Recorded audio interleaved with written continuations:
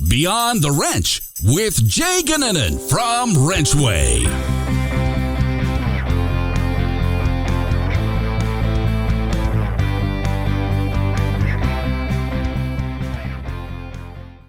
Hello, everyone. Welcome back to another episode of Beyond the Wrench. I am your host, Jay Goninen. Before we get started, if you've enjoyed listening to Beyond the Wrench, be sure to rate and review this podcast on Spotify, Apple Music, or wherever you listen to your podcast. We want to thank all of you for listening and truly appreciate your support over the past few years of growing this podcast. It's meant a lot to us and been a lot of fun to see kind of the interaction we have with all of our guests and all of you listeners as well. So very, very much appreciated.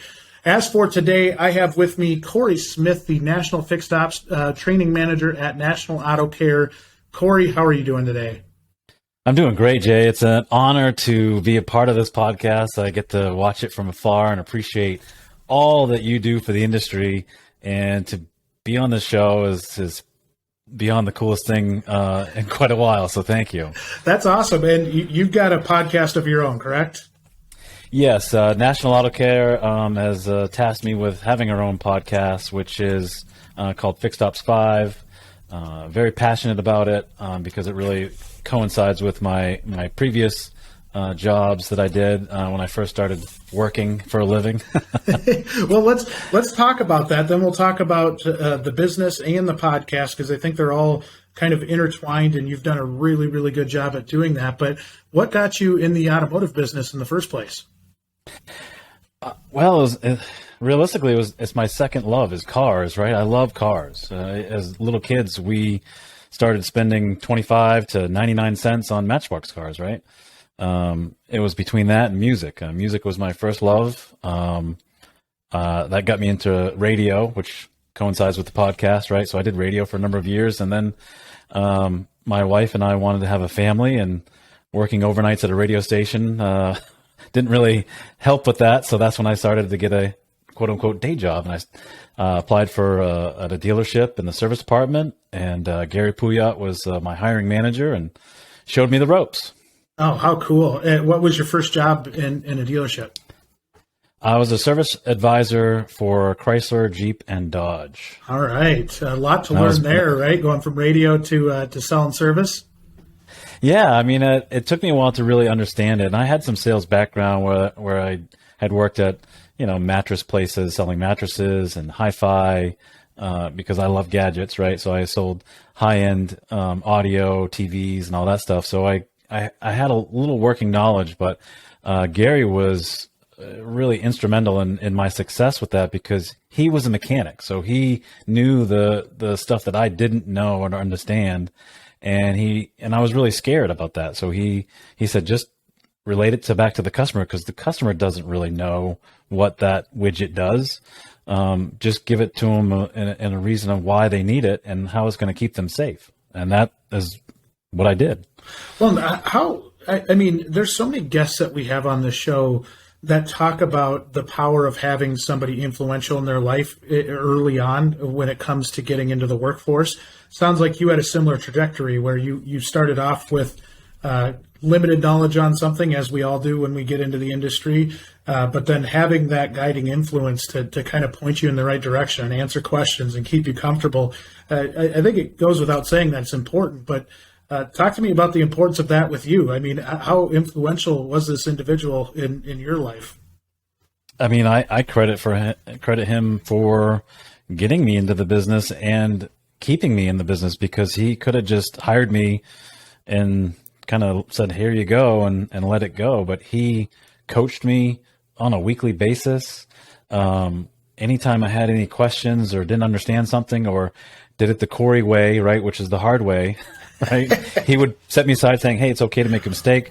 Here's how I would fix that, right? And then I grew into my own version of what I was doing. And he still talks about me today to other people saying, listen, Corey had this way of just getting the work done, and the customer would come up and pay $1,000 and thank him for spending $1,000, even though he didn't get pre-authorization. I don't know how he did it, right?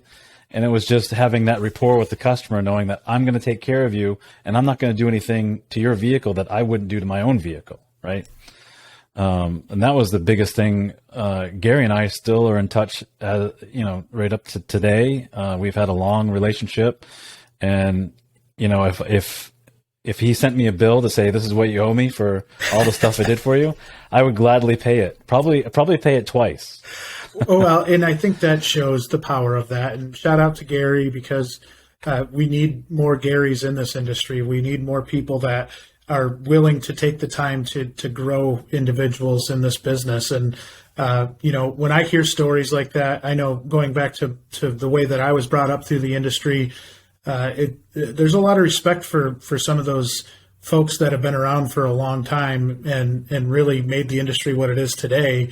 And I don't know if they always get enough credit. I mean, even in our office here, we've got photos of old service stations, and I kind of am always, at my heart, that's like the beginning of why we all have opportunities today, and why, we've gotten to the places we are. I think we're really good at complaining about the industry and some of the shortcomings of the industry, but at the same time, without those people to lay the groundwork for us, there would be far less opportunities in our world had it not been for people like that. Yeah, no, 100%. And I think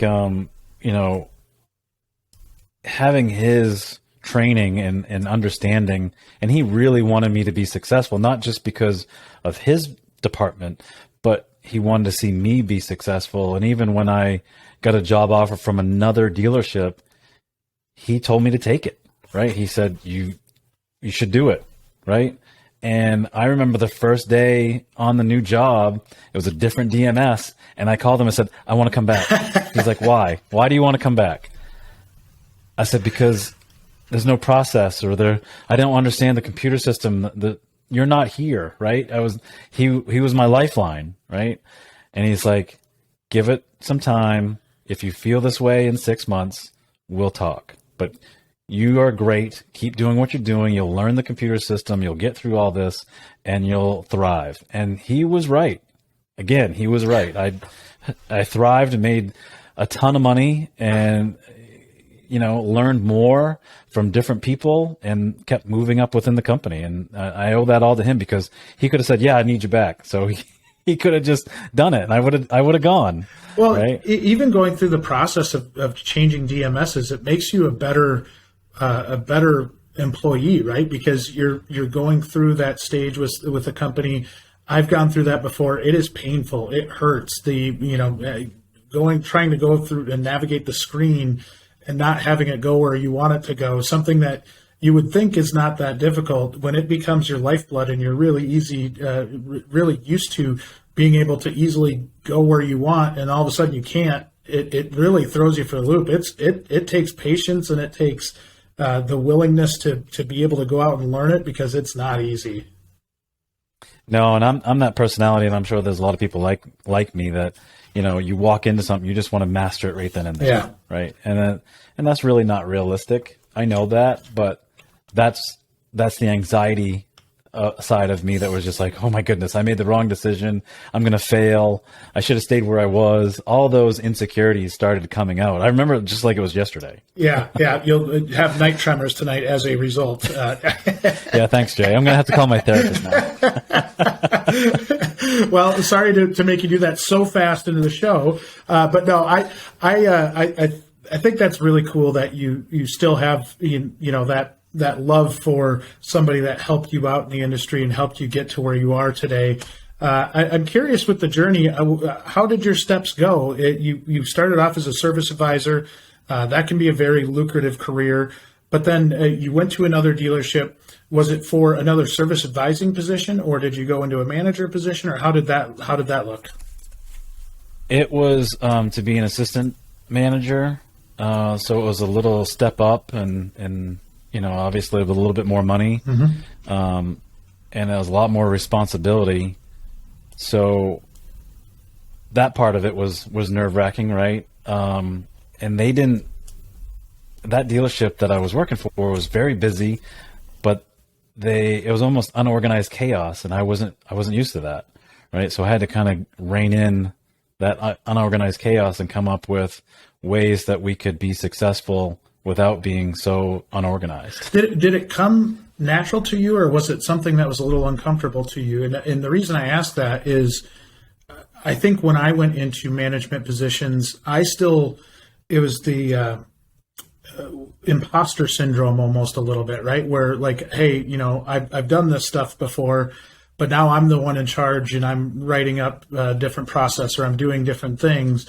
And at some level, I was like, a lot of these guys just view me as a young punk yet, like that. I haven't been through the ropes of what they have. And so, I sense that in a lot of people, but I'm curious as to if your experience was that way or if it came rather easy for you.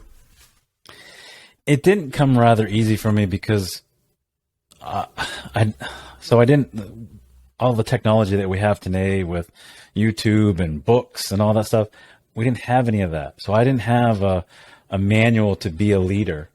The only thing I could think of was, well, I want everybody to be my friend. I want to get on common ground with them and get rapport with them.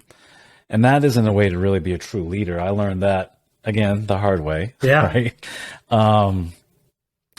But I was able to lead by example of, hey, if I wouldn't ask you to do this, if I wouldn't do it myself. Right. So I finally, after, I don't know, it was probably a good year or so before I really figured it out. And then I got a lot of people that were just like, okay, Corey can do this and this. I want to be able to do that. So they were following me because of the actions that I was taking. And I'm not very good at delegating. I was poor at delegating. I finally gotten a little bit better, but for whatever reason, I got to hang on to everything. I can't let it go. I've got to just do it all. And as you know, running any kind of business or being a leader, you've got to task somebody with certain things. And I was poor at that, especially my first go around as being, in a leadership role. And I don't know if that is necessarily even taught as much as it is experienced, right? Like when you get into that role and it's different and people are looking at you now and they're asking you questions and they're, even something as simple as doing an employee review, it is, making sure that you're prepared for that stuff and not fearing that, not even maybe even thinking about how others are thinking about you, just being able to go about your job. And like you said, lead by example, do those things, because I think it doesn't matter age, it doesn't matter race, sex, none of that matters if you go in and you do your thing and you're really good at it. And even if you're not really good at it at first, I think that's pretty common. But if you're, the one thing I'll say with your approach, it was similar to mine. I think the one thing that does when you go in and you're trying to, find common ground with a person, or you're trying to, befriend them so that they will follow you, is that you almost buy yourself a little bit of time, right? Because maybe you don't have everything figured out yet, but that hopefully will buy you a little bit of time to get it figured out. And I think it's a pretty natural thing to do. I know I did the exact same thing that you just said you did, which is, go in and try to buddy up with people. And in some ways, I've seen it the other way, where somebody comes in guns a-blazing and, I run the show, everybody's going to follow me. It doesn't feel like that ever works out or it backfires. So I think if nothing else, the kindness buys you some time. Yeah, and I think it buys you time and grace, right? So I always, anybody I come in contact with, I tell them, listen, I'm good at X, Y, and Z. I'm really good at breaking things. Fixing them's not my stick, right? I leave that to the professionals out back, and they laugh at that. But that I'm being real and transparent. That I want to do this. I want to do a great job with it. I need your buy-in and your help in order to do that. And together we can do some great things, right? So being transparent, I've seen it the other way around, where people walk in thinking they know everything or pretending they know everything. And just like you said, they have that A-type personality where they're just like, do it my way or the highway. And you lose so many good people that way. I don't ever want to lose anybody because of my actions. I want the manager that I had, to come out of me, and that's, Gary did so much for me that I feel like I've never been that person who wants to keep everything close to the vest. I'll tell you everything I know, and maybe I'll learn more than what I already know right now. Right? Yeah. I think that's a good mentality to take into anything, right? Is that there is more to learn. I don't think any of us are perfect. None of us ever will be perfect, but being able to learn and make yourself better, and as a result, make your team better, I think is so key. So, and that's going to be a big part of our conversation today, is kind of that leadership and leading with process, being able to have a process in place. But before we get to that, I do want to talk about National Auto Care and what you guys do there. I think it's a pretty fascinating business, and think you guys are doing some pretty cool stuff. So I'd love to hear a little bit more about it. Man, I got to tell you, National Auto Care is growing as a company. So our core is we carry VSCs, which is extended warranties for car dealerships, and ancillary products for car dealerships, RV, and power sports. And we're really changing the way the providing part of it is. We not only want to provide the products that the dealership wants to sell to their customers, but we want to help them with consulting on the sales side, F&I training, service training, consulting as a whole. So their whole business, even has nothing to do with National Auto Care, can thrive. And we'll come to them with different ideas, other companies that we feel can have a real positive ROI with them. And with the growth that National Auto Care is going through right now, we're buying up agencies that have been in the business a long time.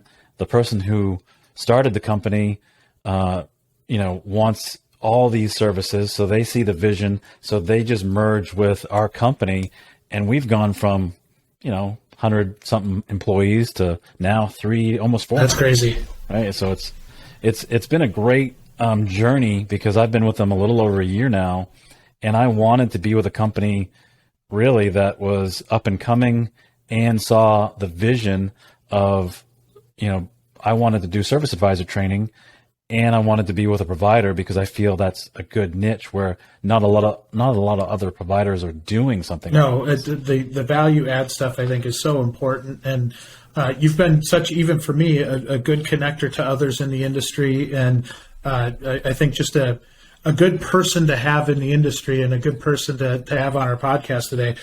Speaking of podcast, tell me a little bit about how you got into your podcast, because you do a really good job with it.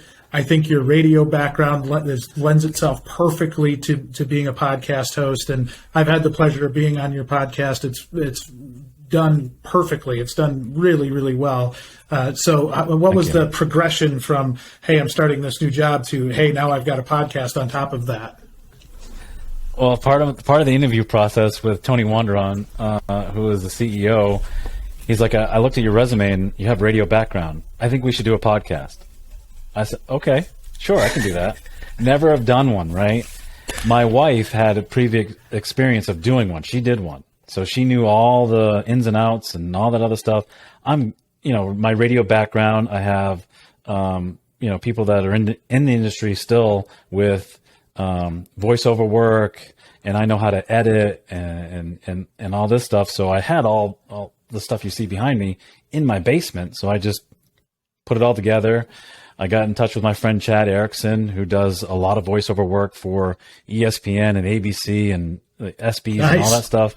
And I said, hey, can you be my voice guy? Because I want something that's catchy. And so he did that. I made the music, and I have a little, it's a process of, this is the beginning, this is the middle, this is the end, and it's grown from there, because we started, if you go back to episode 1 and 2, it was really more than it was maybe 5 to 8 minutes long, right? And I learned early on that people wanted more, and it's okay to be a little longer. So then it was, 10 minutes, 15 minutes. Now we kind of max out at right about 25 minutes. But I also wanted to get every sense of the listener. I wanted people who wanted to listen to the podcast, listen to it, people who wanted to watch it. We write a blog on it, so we have those readers. Sometimes I've gotten emails before where they liked listening to it, and then they went to the website and read the blog. So they got more out of it. So it's been a good transformation to kind of watch. It's a great podcast to listen to for those of you that haven't. I'm guessing a lot of the folks that are listening to this podcast, a lot of the stuff that you talk about there is very applicable to them. So I would highly suggest going out, and it's called Fixed Ops 5, right? Yeah. Yes. And we talk about topics from sales, service, F&I, technicians. I mean, retaining the customer, presenting to the customer, those, how do we keep that customer engaged? Because if we don't keep them engaged, somebody else will. Yeah. Right? Well, 100%. And that's a really good segue into our topic that we're going to discuss today, which is process. And in our conversations that we've had prior to doing this podcast, I can tell the importance of process to you and how much it means to you, right? Like I think it's a part of your being, like it's a part of who you are. Where did you get that from? Where did the drive to have good process stem from? I think it really stemmed from learning everything I could from Gary in the car business, and a little mixture of radio. Radio has a process. So for those that haven't worked in radio, we're dealing with a clock, just like you do with the service department. You're dealing with time, right? So we have reps that are out there selling time to businesses to put it on our radio station, right? So we know that we have to play a legal ID at 12. We do our first break at 12:05.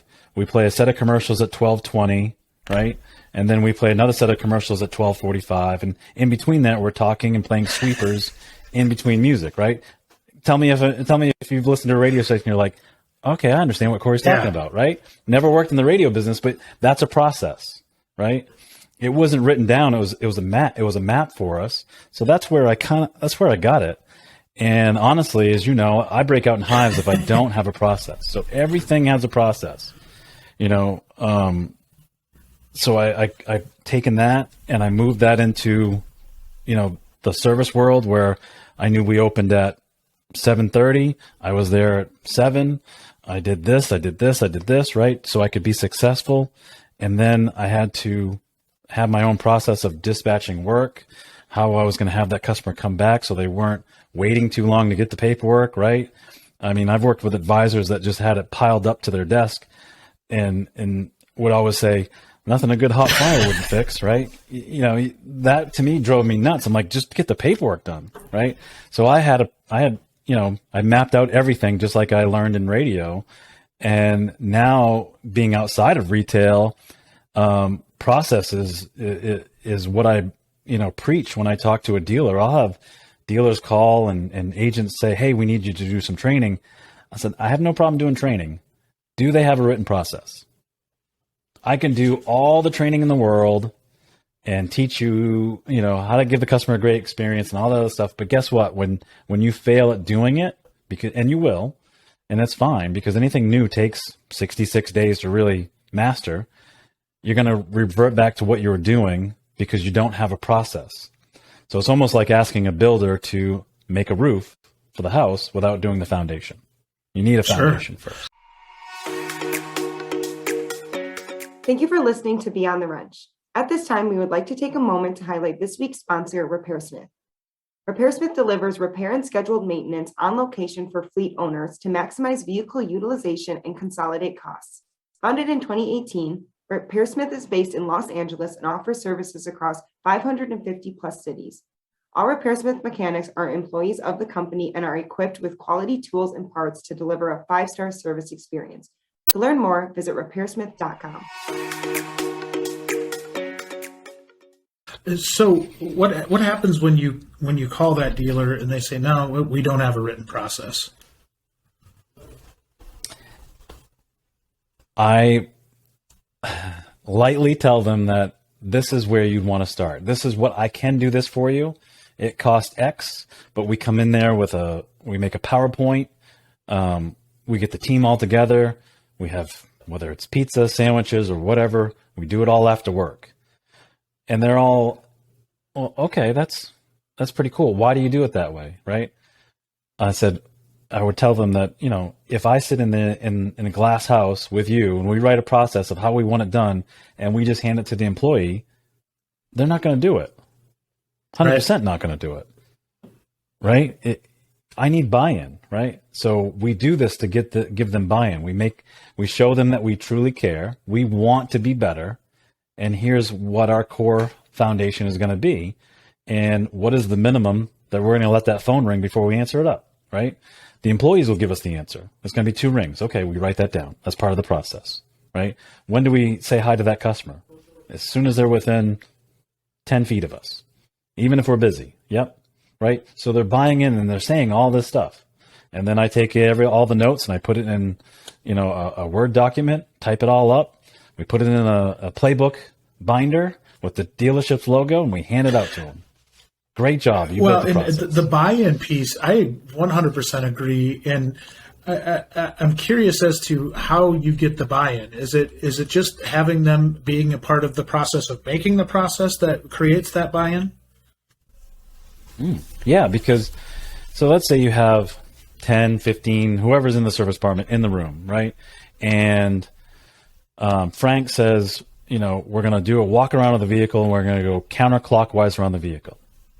We build that whole process around the walk around and Chris doesn't do it that way. Well, somebody else who was in the meeting is going to say, hey man, we built a process that we were going to do it counterclockwise. You're doing it the other way around. Right? They're going to hold themselves accountable because they all came up with it. They all had a part in it. Frank is going to be prideful that he came up with, we're going to do it counterclockwise, right? So now he's pride himself into, I did that, right? It almost goes back to that Coach Carter movie where he tied his shoes and said, I did that, right? Bragging about it. There is that sense of pride. Yeah, it's fascinating to me because I think we've all seen it. And those of us that have been in leadership have seen that over and over again, where when you get the buy-in, you've got a fighting chance that the process is going to stick. Whereas if you don't and you're fighting against it, one that I use as an example is one that you just mentioned, which is inspections, vehicle inspections in general. And that was even before digital inspections. But getting my dad's little shop up here in Wisconsin, they had a tech at one point that was like, I'm just not doing it. I feel like we're ripping off customers. We're not doing it. And it took going through that conversation to just identify that, hey, you know what? We're not trying to rip off customers. This is our job. We have to go through and tell a customer what is wrong with their vehicle and do it to keep them safe on the road. And that's our number one priority, even over and above money. And so, I think even getting to the intentions piece of it and having that conversation is so important so that people know why you're doing it and why do you have a process, so that you're not going to do process for one day and then quit. The whole point of having a process is so that you're doing it the same way over and over again, and so that a customer can expect the same thing over and over again. And in that case, what's funny is that the technician ended up leaving because of the process of doing vehicle inspections.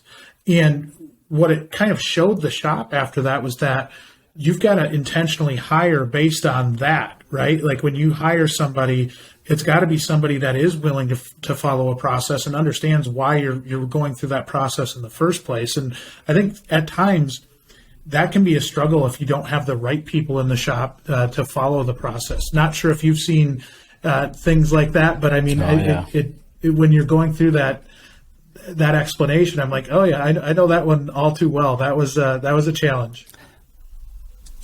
Some of those processes, you're going to have some people that are just going to, even if they help come up with it, are going to be like, oh, I don't want to do that, because they don't want to change, right? They don't want to embrace doing something different. And that's going to happen, right? I always tell ownership group that you're going to have some pushback on this process. Even if we do buy-in and you get 80% of the buy-in, right? But if you think of it from other industries, right, for that person that's giving you a little pushback saying we're ripping off customers, okay, you go to the dentist, right? Or you go to the doctor. When you do a physical, they give you a multi-point, right, of your body. And you right? think it's pretty important. Yeah. So the customer's already used to it, right? If we really look at it from doing x-rays at the dental chair, or we look at it from a physical standpoint, the customer's used to that.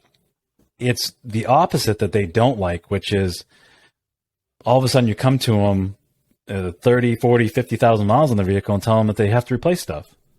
Well, that's just ridiculous. Why do I have to replace stuff? But guess what? If we did a multi-point and at 5,000, 10,000, 15, you know where I'm going with this, and did those mental deposits and treat them like a bank, saying, Jay, we checked your strut, springs, arms, bushings, battery, starter, alternator. Everything passed our inspection. Great job. Keep up the good work. Looks like you're washing your vehicle on a daily basis. That's awesome, right? You do that a number of times. I've made those deposits. Now at 40, 50, 60, I've got to withdraw. Hey, Jay, we knew the tires are going to get pretty low. We've talked about it a couple times. They don't pass our inspection. I've got 3 different prices. Which one would you like? Totally different conversation at that point. I'm not ripping you off. You've built trust along the way, right? Where, hey, you're talking with the customer and, hey, yeah, we know this is still, that's where I do love the red, yellow, green on different inspections where, hey, it's something to be aware of, but you probably don't have to do it now. Having those types of conversations, I feel like build trust with the customer because they're not saying, okay, they're going for the kill shot every time I bring my vehicle in. They're actually, partnered with me and making sure that my family's safe and that I'm keeping this thing maintained so I don't have those huge bills at some point down the road. So I do think there's a lot of value in the trust building as you go through that as well. And that's what a process will do. And that's why companies like Amazon, Walmart, I mean, if you look at the restaurant industry, Applebee's, right? People know what they're going to get, right? I know when I walk through a door of Walmart, I'm going to get greeted. Hey, welcome to Walmart, right? I know when I buy something at Amazon, I'm going to get a recommendation of most customers that purchase this also purchase this, right? So if you think of that, the customer is already aware of this stuff. They love this, right? I mean, these companies are successful. I don't know how many stores Applebee's has, but it's a lot, right? And it's not because they have the best steak in town. It's because they have a good process. People know what they're going to get no matter where they go. And that's where McDonald's made such moves too, right? Is that the whole reason that McDonald's franchisees, I think in most cases, are pretty wealthy is because they've worked through the process and they understand the process. And when they're ready to open a store, they know how to run the store. And it's not like it's rocket science. It's very well documented process. And this is how we do things. Yeah, if you've ever looked at McDonald's process is very rigid and it's very detailed to go along with it. Same with Ruth Crisp. Those are very good, and it's just little things. It sometimes, and I don't know if you've read this, but Harvard Business School did a survey that something as small as 5% can increase retention, where you can get that profit of 25 to 95%. I mean, just wrap your head around that. Something as small as, hey, welcome to Walmart. Makes me feel at home, right? Makes me feel welcomed. Right. Oh, thanks. I feel good, right? Welcome to your neighborhood Applebee's, where we have sports memorabilia of the town that we're in, right? Makes me feel good. Yeah. Those are little things. I don't need to see a fancy chandelier, but the little things add up. As you can see in that survey that Harvard Business School did, I would highly recommend you read that because it's eye-opening for me. I was like, wow, 95% profit I could get just by doing something and it's small. True, right? Like I think if you put yourself in the consumer's shoes, which we're able to do when we're talking about restaurants or we're talking about, some of these other types of businesses, we're on the other side, the receiving end of that quite frequently. And you can tell when one experience doesn't match another experience or that, I think you've seen it in the consolidation or the cutting of restaurants, maybe the ones that didn't do it well, where they're not around anymore. Yeah. TGI Fridays. Yeah. Red Lobster. Sorry to hear it. It's so true though. And I think that's the crazy part about business in general and the importance of process to a business, yet there's still some level of maybe fighting against it, or maybe thinking that we have a better way of going about it. But I think we all know at some level process is crazy important to the success of a business. Video is becoming an increasingly important tool for recruiting technicians. RenchWay Shop Talk Videos gives technicians an inside look at what it's like to work at top shops across the country. Shops share all kinds of authentic, unscripted videos that gives an inside look at the shop's culture, people, facilities, and benefits of working there. You can also filter videos by location and category. To check out what it's like to work at shops in your area, visit app.wrenchway.com/shoptalk. And as you go into look at a business, and now it's more, I want to kind of shift to the actual implementation of it, or actually maybe even before implementation, let's talk development. When you're going in, one of the things I think a lot of people get overwhelmed by is where to start. Like, where do you start writing process? Say you're a business out there that is pretty sloppy with process. You don't have a lot of process in motion. Any suggestions on where to start? I think the best place to start is you need some non-negotiables, right? Non-negotiables meaning this is the minimum requirement that we're going to do this, right? I need people to wear the same polos. I need people to say, welcome to XYZ Motors. Those non-negotiables get put in this blender of a process. And then from there, you're talking to your employees that are doing it every day and almost showing them that we need to have it on paper and here's why. But let's think with the end in mind. Let's think of it from the customer's point of view, because that's the reason why we're here. That's the reason why we're going to be successful, right? So the end in mind and work your way back, right? So if you take just the one process of writing a repair order, right? What do we have to have on that repair order? You have to have the 3 C's, right? We've heard of it since the dawn of time, right? The 3 C's. Is anyone good at it? Some are, some aren't. Why aren't we? We've got it. That's our minimum. We got to have the correct time punch on it. We got to have the cause. We got to have the complaint, the cause, and the correction, right? And did we road test it? Is that going to be part of our process? Oh yeah, I would want that, because gosh, if the customer gets it and something happens, they'll never come back, right? So those are the kind of tips that I would do at starting it.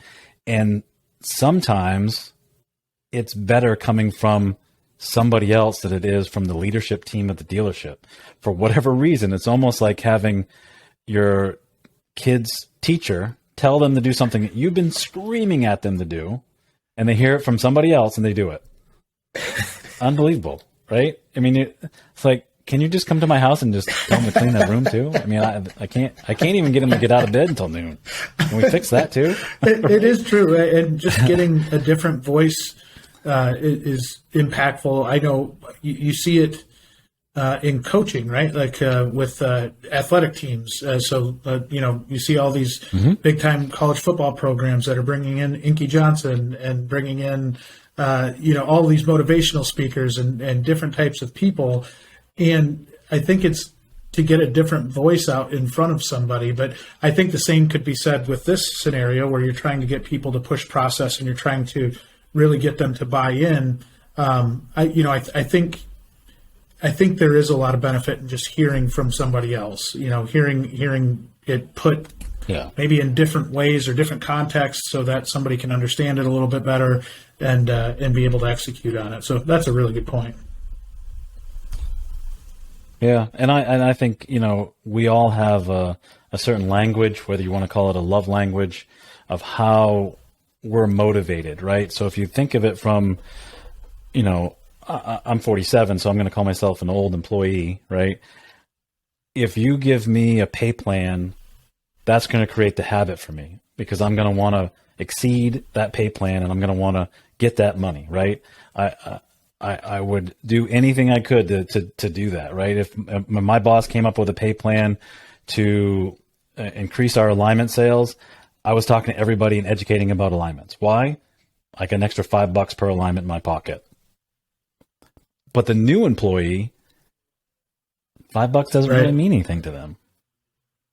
And that blows my mind. I've done so much research in the new employee and understanding human behavior and really looking at why I can't understand why you'd want a vacation or an experience over money, where you can have all the power to do that, right? But that's what they want. They want the attaboy, the recognition, a day off, right?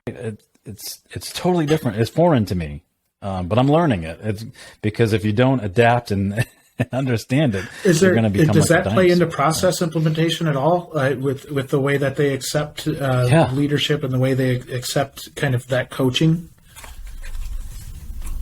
Yeah, I mean, think of it now. Well, let's say back in my day when I was in retail, if we had a new program, right, whether it was prepaid maintenance or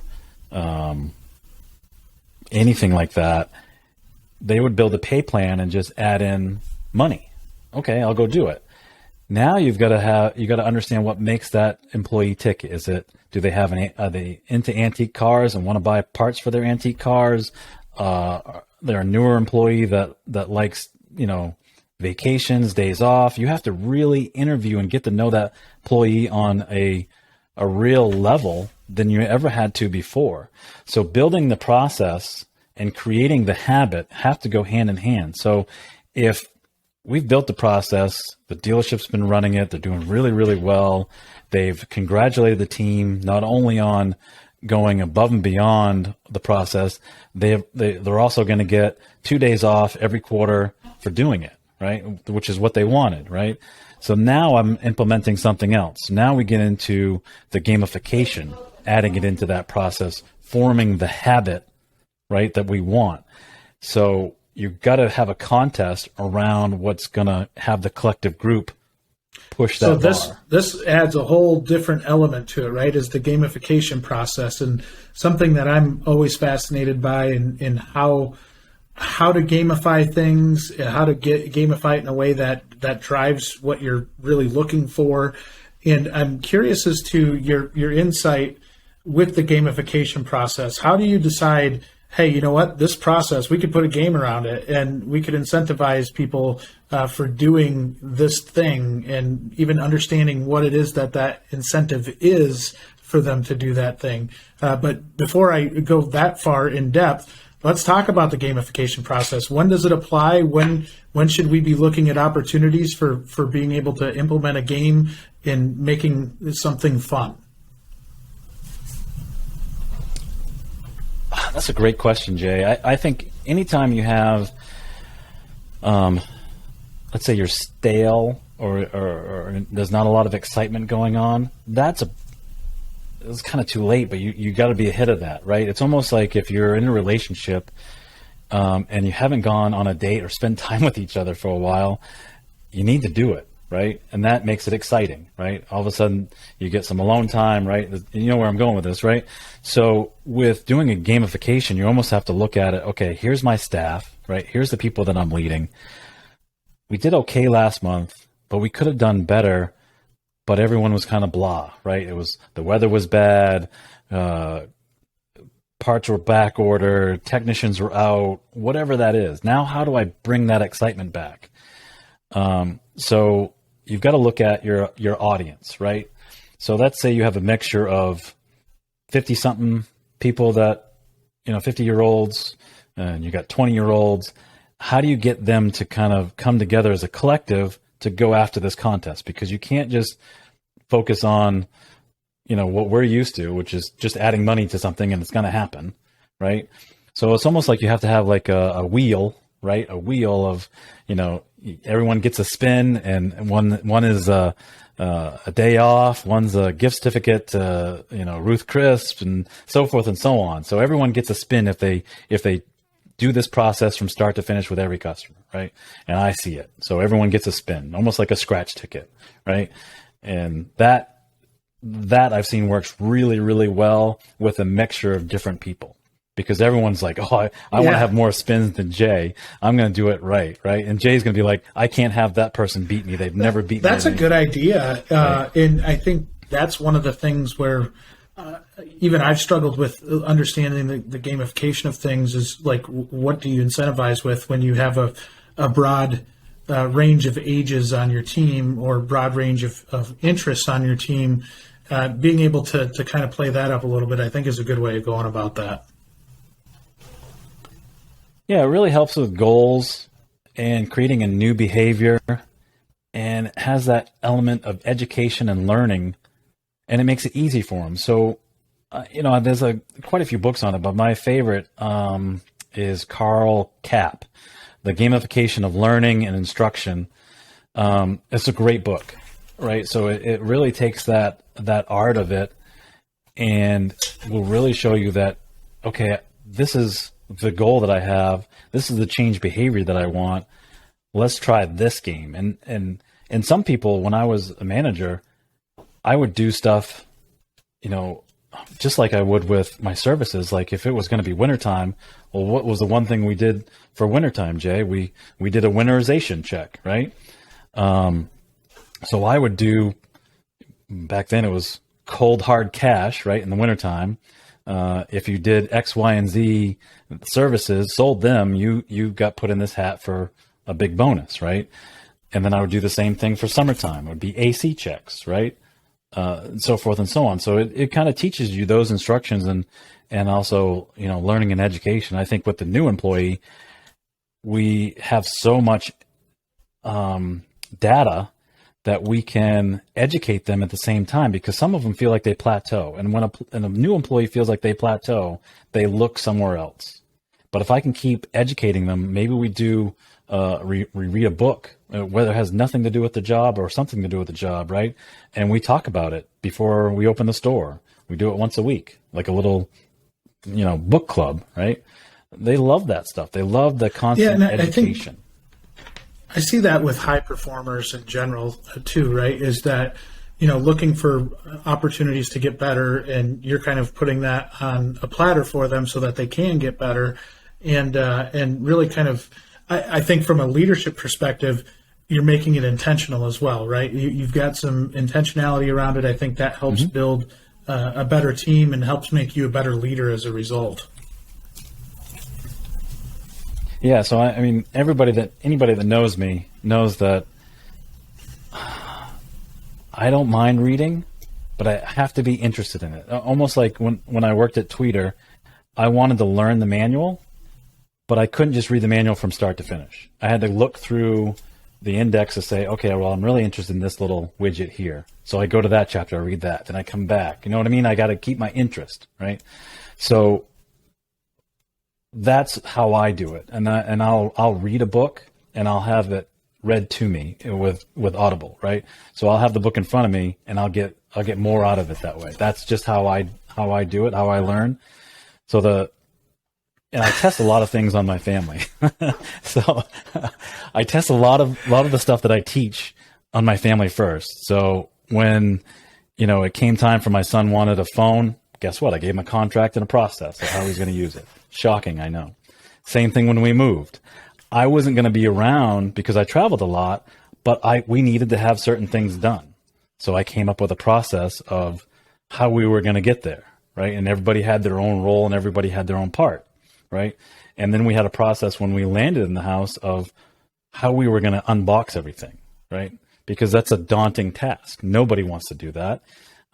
You cut yourself, or you got all these boxes that you're embarrassed that you got to throw out and the neighbors all see it. Like, how do we do all that? Right.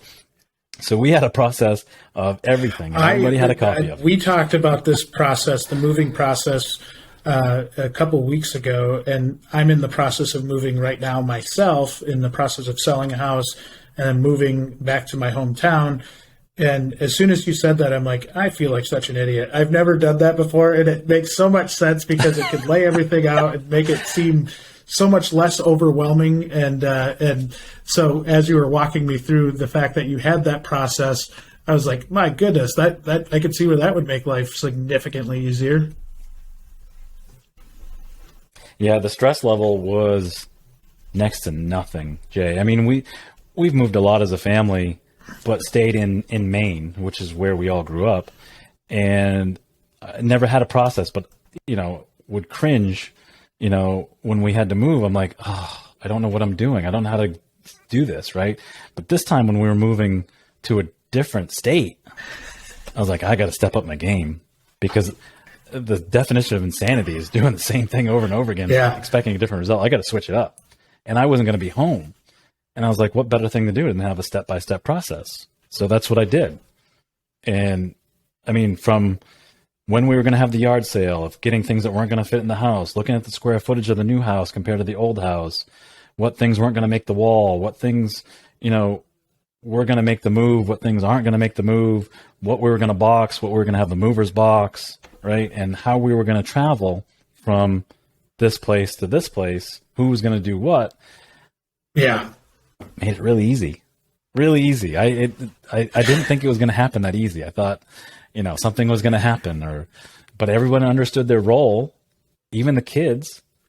And I mean, everything you're saying there is applicable in business as well. And I think that's what the cool part is that when you go in and you're putting process and procedure around things, it makes people confident in what they're doing. I think it helps them understand, this is the way we do things. And even from the standpoint of hiring people, similar to what I said earlier in the podcast, where you know what type of people to hire, because if it's people that can follow your process and that are comfortable following your process, then, to take that a next step and another layer is then you've got something as a manager or as a leader to hold people accountable to as well. And it's not just yelling at somebody out of frustration because something didn't go right. It's looking at a process and saying, okay, where did our process fall short? What did we miss here? And again, I think that, similar to what you said in the move, is where it can make your life in business so much easier if you have process and you're actively executing on that process. Yeah, because if the process is in here but not written, you didn't meet my process. That's not your fault, Jay. It's not. You don't know the play, right? But if it's written down and you miss it, it's a teachable moment. Hey, Jay, we have it written to do this, and you didn't do it. Is there a reason why? Oh, I forgot, or I just skipped it, right? Totally different conversation, right? Think of all your successful sports teams, right? I like to do, comparison. But if we look at the Green Bay Packers, we love the Packers, right, here, which is in your backwoods, they can plug anybody into their process and their system, and they're successful. Do you think Rodgers wants to be without his number one target that he had last year? No. Do you think he's really worried about it? No. Same. I mean, I'm on the other side of the fence. Like, I'm a huge New England fan. I know. I'm sorry, but they lost people for years before Brady left, and they just plugged somebody else in there, and they still won. They won for 20 years. Why? How? Because they had a process, and people were held accountable to that process. You've got to have it in your core. Your core values have to be this. The minimum requirement to maintain your job is this. Do your job. That sounded very Belichickian right there. Do your job, right? Yeah. No days off. No days off. So getting started in writing process, say you've identified simple things that you can start to build a process catalog out of, and being able to have it easily findable. How do you write a process? Like, what is the best way to do that? And I think without overwhelming people, what is a good way to get it out of their head and on paper? Talk about it, just like we're doing right now. Just talk it through, right? If you're just talking it through. So what I do is, when I'm talking about a process, is I'll record everything, even if it's not written. So I get this big pad of paper that we stick on the wall, and I have somebody that has fancy handwriting, because I write like a 2-year-old. And I usually pick somebody from the dealership that has good handwriting, right? Because people are more willing to talk to a fellow peer than they are to some person that they don't know, right? I haven't built that trust yet. So I record it. I have them write down stuff that I think is important, right? So we take a little mixture of both. Recording it allows you to get the raw and real things of what they're really saying. And it might take you a couple hours to really hammer out a couple processes, but you got to think of, what am I going to title these? So that's where you want to start first. So thinking of the customer does what? Well, they make an appointment first, right? Okay. Let's start with the appointment. What does the appointment look like? I'm a customer. I call. Do we answer the phone in 4 rings, 3 rings, 2 rings? What do we do, right? They answer. Well, we're going to do it in 2. Okay. Because as a customer, I would want somebody to pick up at 2. I wouldn't want to sit there and let it ring 20 times.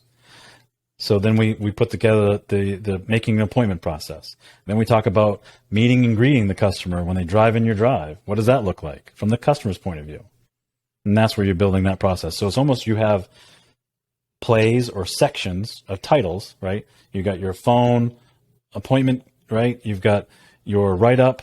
You've got your delivery. I'm going to deliver it back to the customer, right? We're going to do a comeback, right? What does a comeback look like? How do we handle that? Because, gosh, no one wants to handle a comeback. Customer's angry. I don't want to deal with a customer that's angry. But if we can talk about it and have a process for it, then everyone's following the same process. Goes back to the same writer, goes back to the same tech.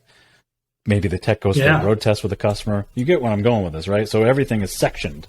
And then you're kind of flipping through almost like, okay, customer's coming today for a comeback. I go to, chapter 3, which is comeback, and kind of refresh myself because I haven't done one in a while, right? Or warranty, right? We got one on warranty. I'd have a certain punch time. I've got to have all this stuff documented, right? In and out mileage. Make sure I'm writing up the right vehicle, right? All that stuff. So that's where you really want to, almost title these plays so that the team can go back and refer to it. I love the mindset of making it about process, or making it like a playbook, essentially. And I say this all the time, but to me, there's a lot of parallels between shops and a football team, right? or a basketball team, whatever it is, where you've got a general manager, you've got a coach, you've got the players on the field.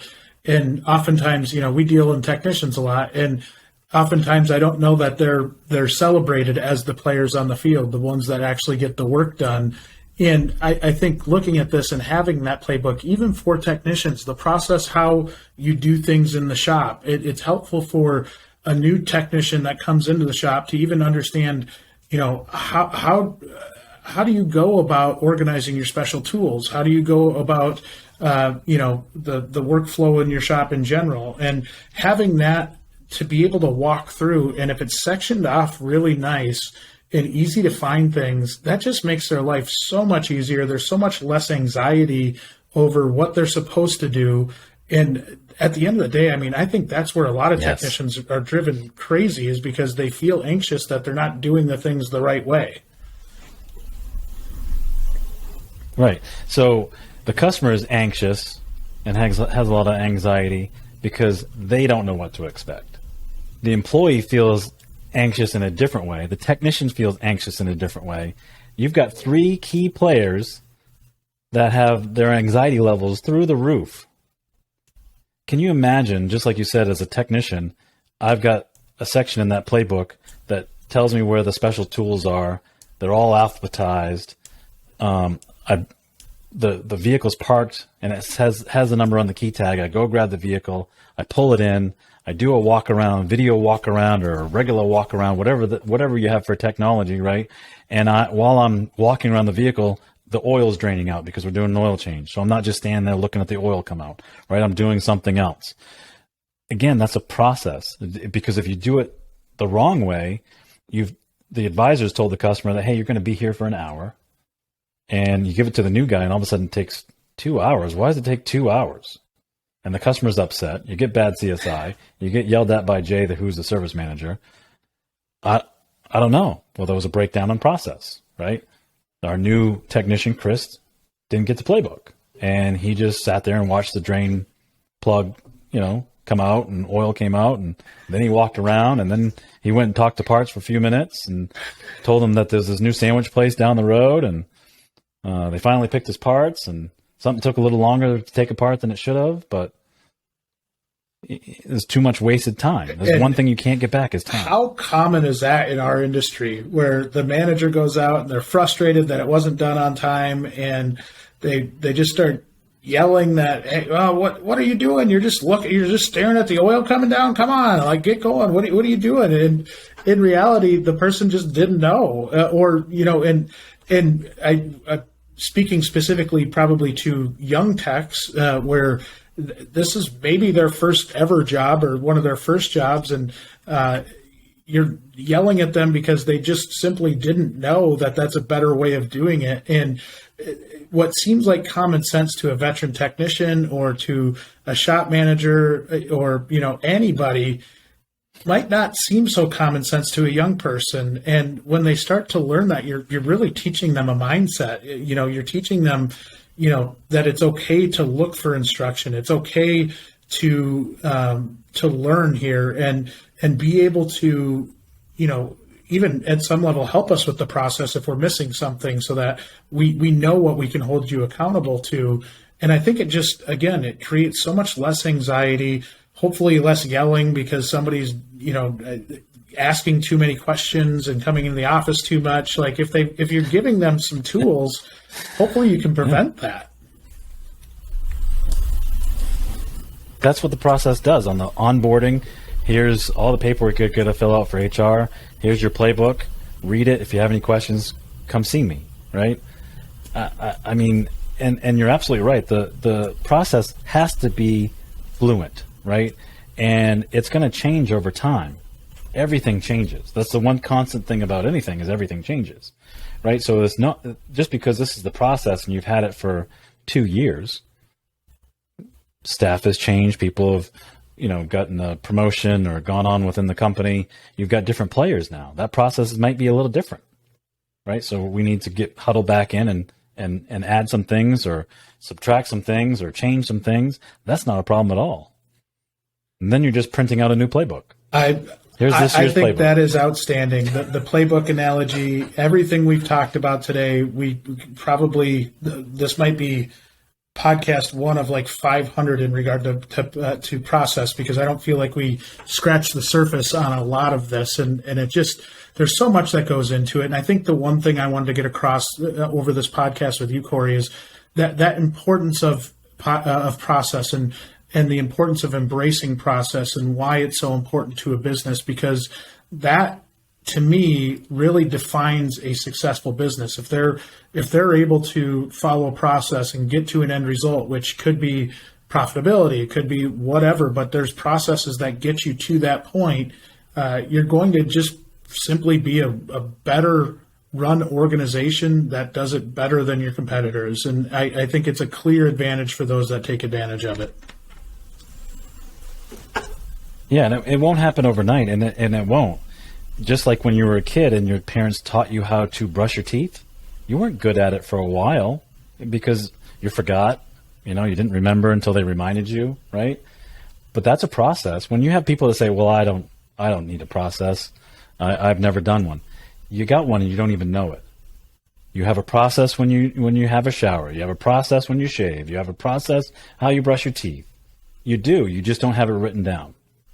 And that, if you actually stop and think about it, and write it down of how you brush your teeth. You wet the toothbrush, or do you go and dry, right? I mean, that's all a process.